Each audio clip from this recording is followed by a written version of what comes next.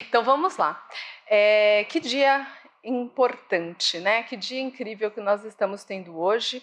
Então eu agradeço muito à comissão organizadora pela possibilidade de estar aqui hoje e nominalmente a professora Vera, muito obrigada.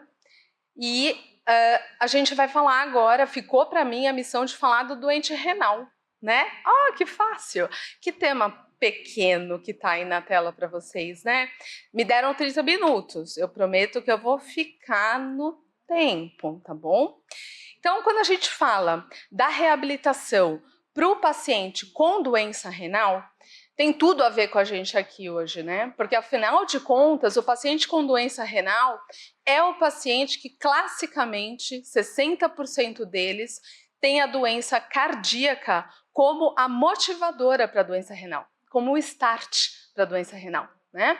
E muitos deles têm junto a diabetes de tipo 2. Então, a gente está falando em um público que tem não só a doença renal, mas tem também uma doença cardíaca de base e uma doença cardiovascular, uma doença metabólica, que é a diabetes. Tá?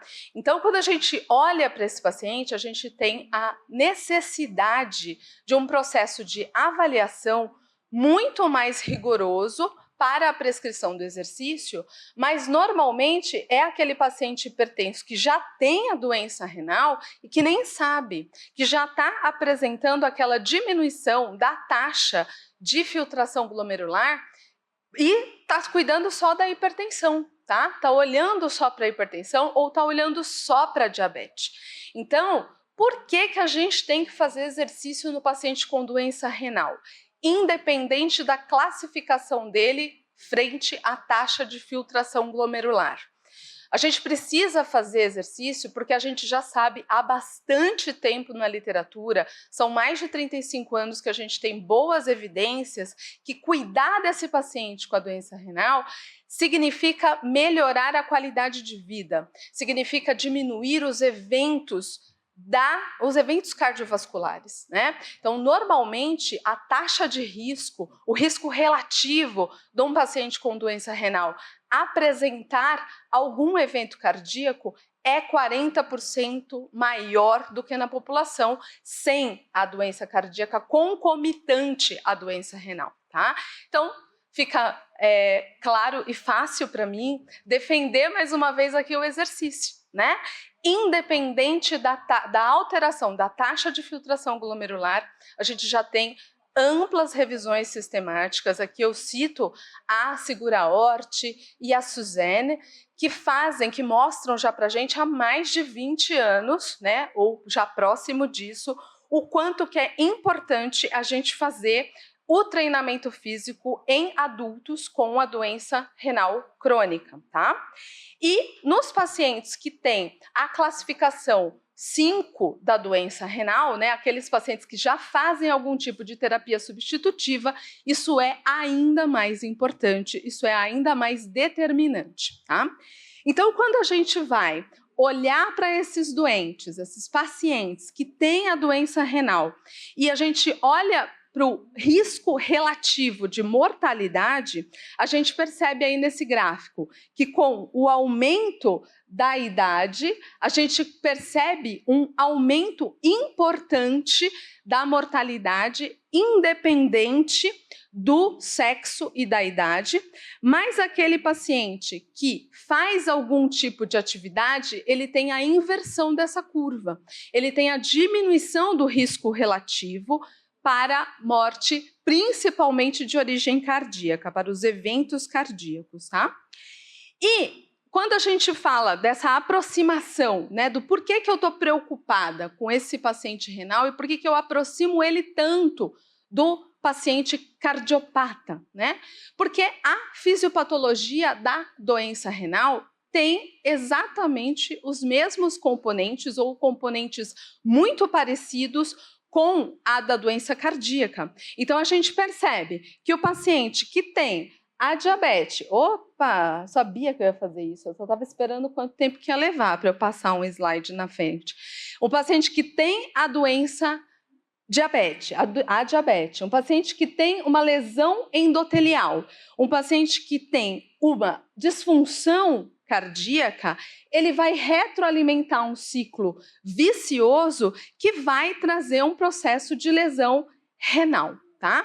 Então, todas as vezes que a gente pensa lá nos nossos cardiopatas, verifiquem essa possibilidade de checar a taxa de filtração glomerular, porque os pacientes com a doença renal são aqueles que já apresentam uma taxa menor ou igual a 90. De novo eu fiz o que eu não falei que eu não ia fazer de novo? Pronto, a gente se ajeita, gente. Então, esse paciente que tem a taxa de filtração glomerular já menor que 90, ele é aquele paciente normal ou aumentado. Entre 60 a 89, ele já está classificado como ligeiramente reduzido a taxa de filtração glomerular. E vocês vão vendo que essa definição ela vai escalando até o momento que eu encontro a falência renal característica, que classicamente está aqui no G5, né, no grupo 5, na taxa de filtração glomerular, onde eu já tenho que ter instalada a diálise ou a hemodiálise, né? E é esquisito, a gente estava até conversando sobre isso hoje, né?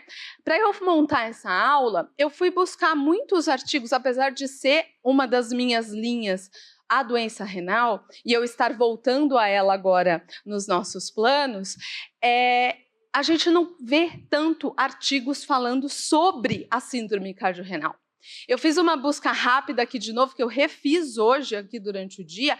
Quando você coloca lá, síndrome cardiorrenal e reabilitação na PubMed, a gente encontra 126 artigos.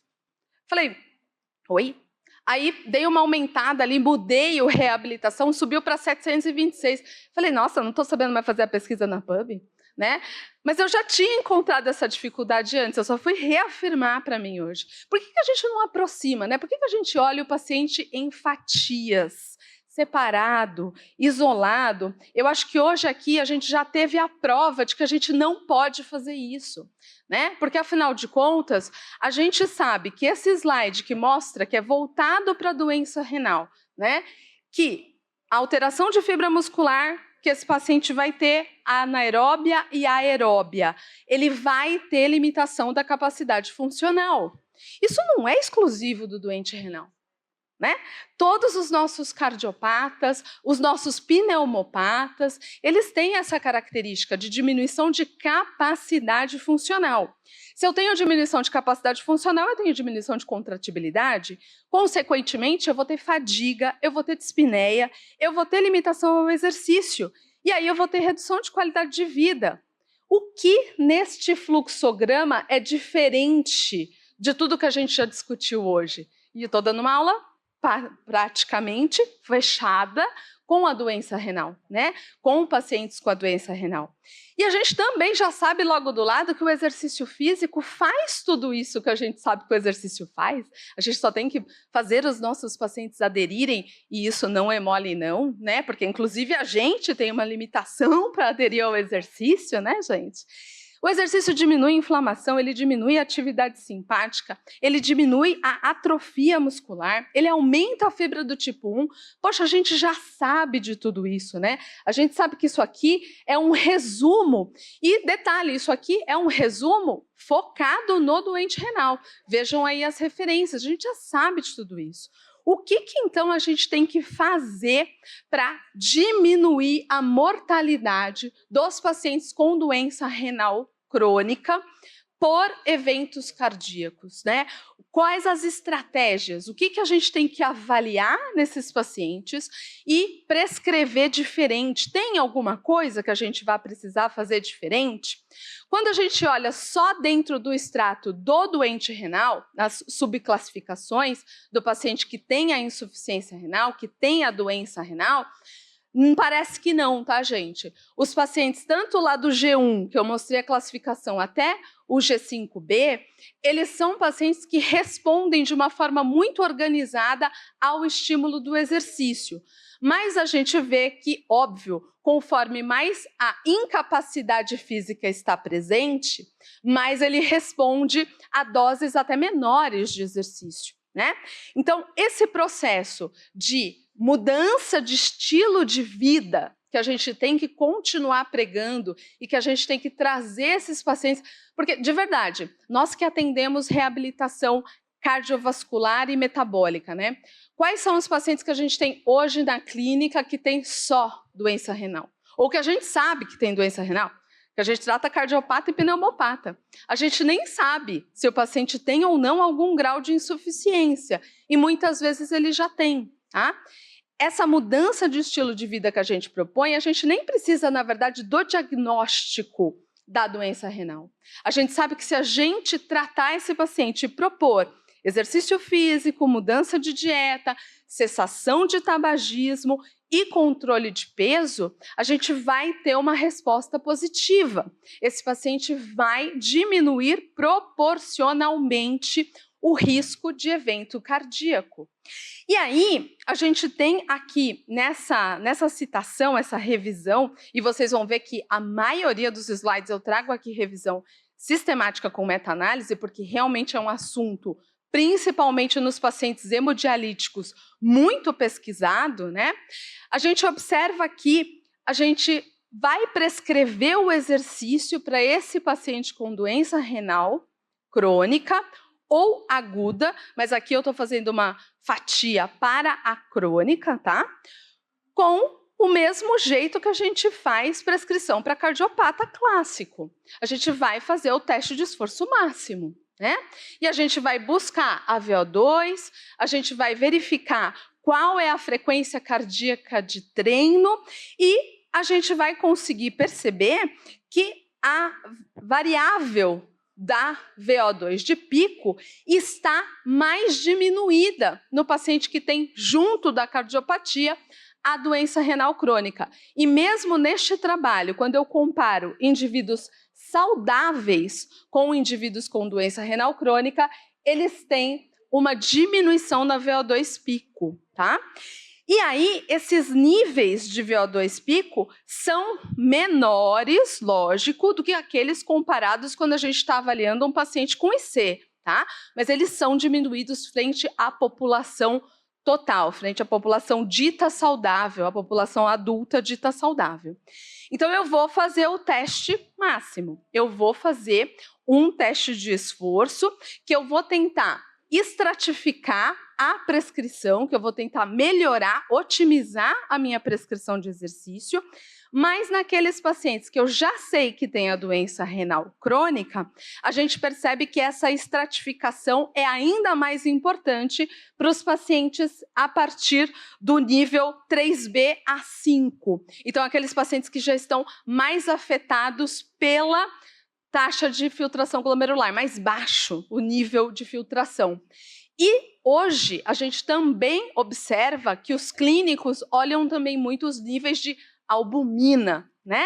E são os pacientes que têm aí uma alteração ainda mais intensa na doença renal, são os pacientes que têm essa estratificação mais evoluída da taxa de filtração glomerular, tá?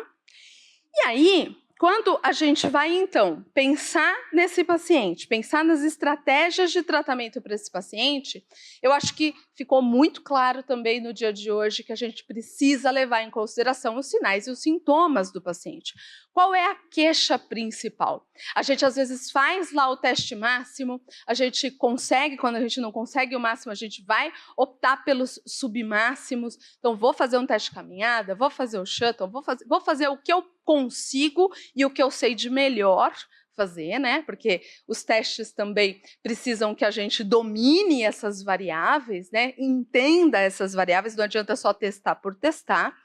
Eu vou ver qual é a queixa principal do meu paciente. E aqui eu chamo a atenção para a fadiga que os pacientes apresentam, tá? Uma taxa de 70% de prevalência de fadiga na doença renal crônica e também a 56% só, quer dizer, 56% relatam uma pior mobilidade. Então, é aquele paciente que entra no ciclo vicioso da inatividade. Quanto menos ele faz, menos ele vai fazer, né? Ele vai ter esse impacto na qualidade de vida, ele vai diminuir a mobilidade, ele vai ter fadiga e ele vai ficar mais parado e mais fadigado, tá?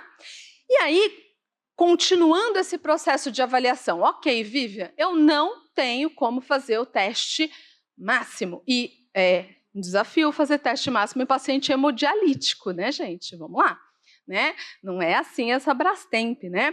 Podemos fazer outras coisas? De novo, faça aquilo que o seu centro tem de melhor. Use sim o teste de caminhada.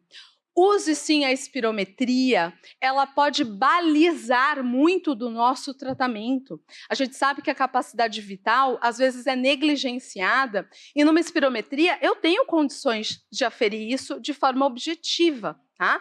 Eu tenho condições de verificar em equipamentos que não precisam ser lá o coco, a espirometria ouro, padrão. Eu posso fazer com equipamentos mais simples, que hoje são portáteis, que às vezes eu tenho o acesso. Então, a espirometria, neste estudo, foi correlacionada com o teste de caminhada e com o teste máximo, tá?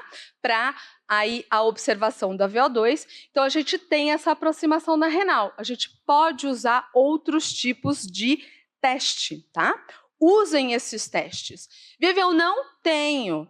Avalie a manovacometria, pressão inspiratória máxima. Você vai ter, de repente você não vai ter aí o K2 e o K5, né? Não tem o conflito, tá, gente? Não sou representante da Power Brief. Mas a gente tem esse tipo de possibilidade de avaliação hoje mais precisa, mas a gente tem lá os nossos manovacuômetros, que normalmente estão encostados numa gaveta, né? Porque, vou medir PI para quê? Né? Gente, como assim? Parâmetro de avaliação importante. Não tenho nada, Vivian. Usa a qualidade de vida. Usa o Cadecol, né? Existe questionário adaptado aí para essa população renal. E eu estou trazendo essas referências justamente para mostrar para vocês essas meta-análises de instrumentos mais considerados padrão ouro para instrumentos menos e a aproximação desses instrumentos, as possibilidades indiretas que a gente tem de prescrição de exercício em cima de avaliações mais simples, tá? Que teoricamente são mais acessíveis. O guideline da KDIGO, né, saiu agora de novo em abril, tá? Eu acho, abril, isso mesmo. Ele é um guia clínico para os clínicos que lidam com pacientes com doença renal crônica, mas ele é um pouco decepcionante para a gente, né, gente? Porque tá lá, é um documento mais voltado aí para a parte médica dos nossos interventores, né?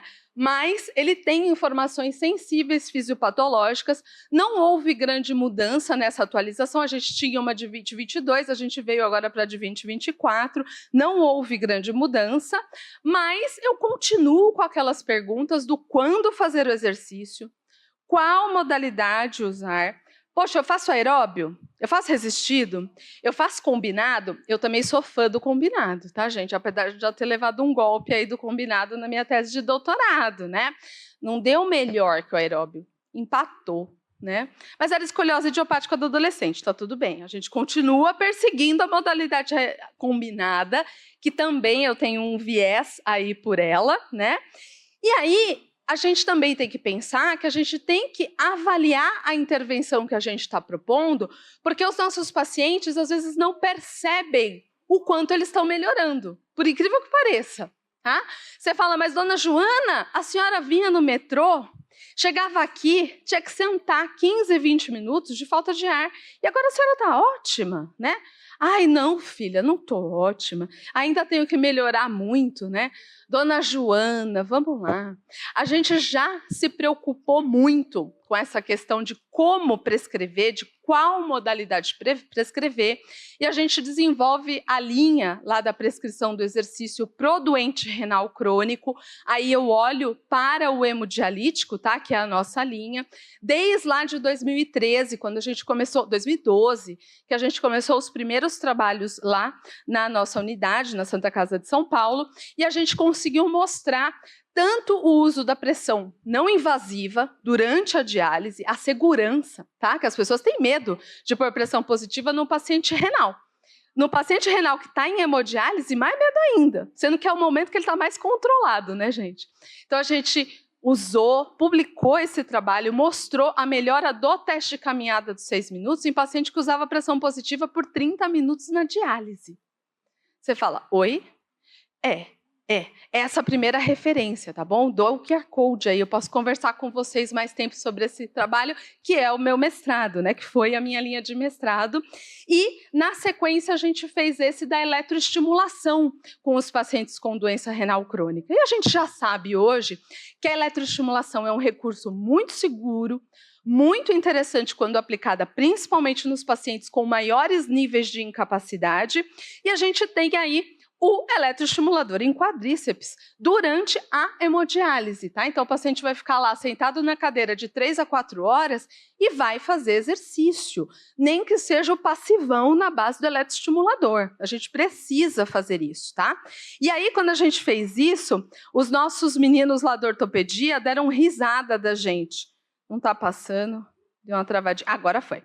Ele simplesmente, a gente começou a usar, gente, 4 canais, corrente bifásica, simétrica, 30 minutos, 3 vezes por semana, por 2 meses. E eles deram risada da nossa corrente. O pessoal da ortopedia, né? Oi, Vivian, frequência de 50 Hz? Tá de brincadeira que isso vai nem fazer cócega, né? Não vai? Ah, vai. E fez, né? A gente também melhorou aí o teste da caminhada de 6 minutos, de forma com tamanho de efeito. Não é só P, né, gente? Porque também buscar P não adianta muita coisa, né? O paciente conseguia chegar do metrô lá mais fácil. 3 vezes por semana que ele vinha dialisar, que ele ia ficar 4 horas preso na máquina. A gente precisa otimizar o tempo desses pacientes, precisa buscar há mais recursos, mais possibilidades de tratamento. E a gente continuou buscando formas aí de começar a entrar com o exercício resistido, né? Porque a gente estava se coçando para fazer ciclo ergômetro. Mas para fazer o ciclo ergômetro na época, lá em 2016, que a gente agora já tem um nível robusto de evidência, né? A gente começou também a pensar que a gente tinha que medir melhor a força muscular do quadríceps. E a gente primeiro parou, fez esse trabalho para mostrar aí uma forma mais organizada ou com um melhor nível de evidência da força muscular do quadríceps, para a gente propor aí o treinamento desse paciente com uma carga mais planejada, né?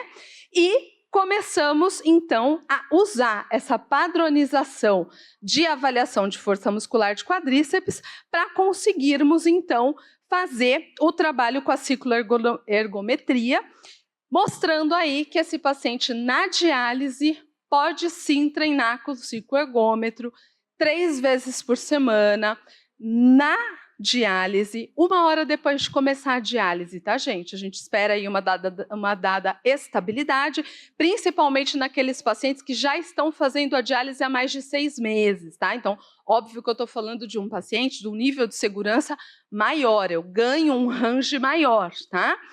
E eu vou propor a rotação do cicloergômetro para ficar naquela faixa conservadora que a gente já sabe da cardio.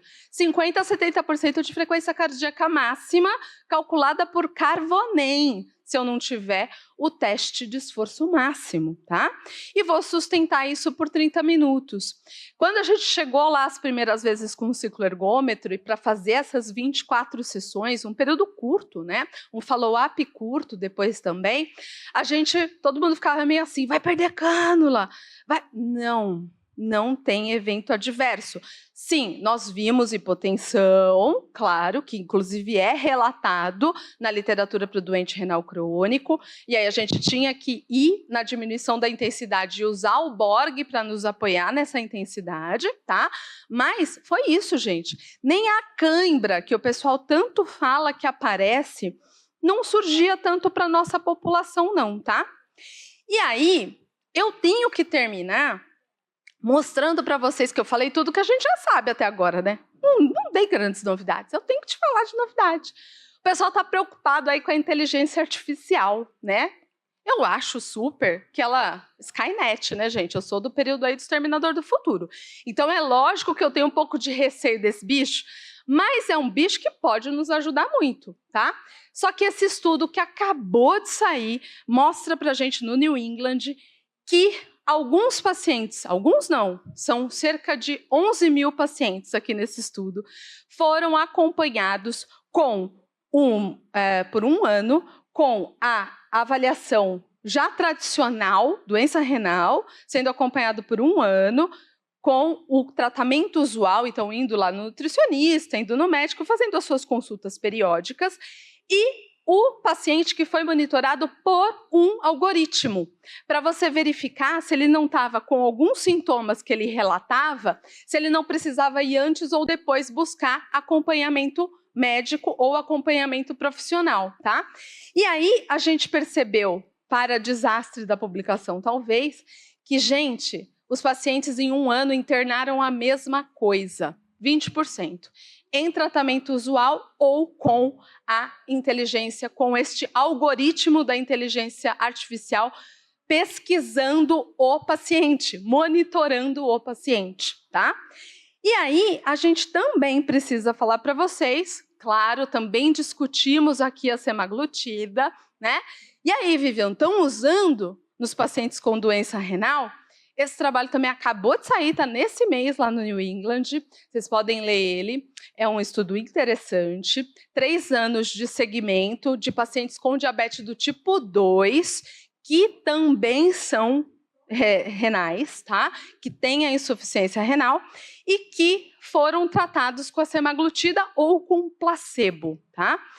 A gente está observando, os pacientes são G2, tá? Já uma doença não leve, já uma doença caracterizada renal com diminuição da taxa de filtração glomerular. Houve, sim, redução de risco relativo de evento cardíaco em 20%. Esse é o estudo FLOW, né? É um estudo que ainda está trazendo o que eles pesquisaram, e lógico que a gente tem que olhar isso. Vimos aqui com ressalvas, é um tratamento caro, específico para uma população, mas talvez a gente veja aí novidades futuras dentro desse uso da semaglutida para os pacientes com doença renal. Vivian, ok, estou treinando no ambulatório, posso treinar em outro lugar? Posso mandar esse paciente com cartilha para casa para fazer exercício, né? Então, né, gente, a gente sabe que mesmo os pacientes que têm aí uma restrição funcional bastante importante não apresentam uma adesão legal quando a gente manda o paciente fazer exercício em casa. A gente também já fez esse trabalho lá no nosso grupo e a gente chegou mais ou menos no mesmo lugar que essa meta-análise aqui recente mostra pra gente, que a intervenção feita em casa pode ser feita, é melhor do que nada, mas depende muito da adesão, do entendimento do paciente sobre quando e como fazer o exercício. Isso não é uma coisa fácil da gente fazer, tá? Encerrando, eu trago um estudo recente brasileiro que pesquisou com base no nosso CREFITO, tá? Que buscou aí os locais onde havia gente, fisioterapeuta, atendendo a pacientes em centros de hemodiálise, tá? Foram 261 centros incluídos de terapia renal substitutiva, tá? Desses 261, somente 41 tinham fisioterapeutas trabalhando em pacientes que estão sob acompanhamento dialítico ou hemodialítico, tá? E lá também o pessoal relatou a mesma preocupação que eu mostrei anteriormente para os exercícios de home-based, né? Como fazer esse paciente aderir, como fazer esse paciente gostar, querer essa mudança de estilo de vida, um paciente que já está num processo de incapacidade muito alta. Eu acho que a gente também precisa pensar sobre as limitações, apesar da gente saber que exercício é remédio, a gente precisa pensar nas limitações e pensar em como prescrever isso de forma mais interessante. Eu acho que a gente ainda está falhando nisso, tá?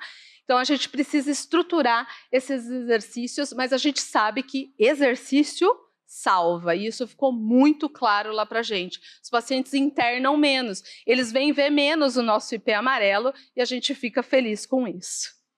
É isso, obrigada.